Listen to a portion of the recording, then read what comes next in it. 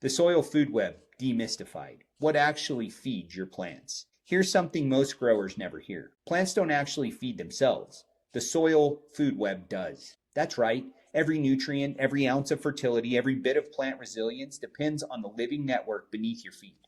And once you see how it works, you'll never look at the soil the same way again. The soil food web is like an underground economy. Plants release root exudates, carbon-rich sugars, and compounds to feed microbes.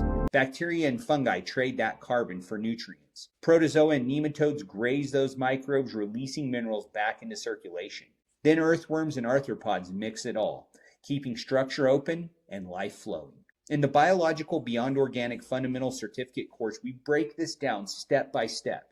You'll learn how to read the soil food web in your own field, which microbes are active, which are missing, and how to bring balance back through carbon management and living roots. It's not just information, it's transformation.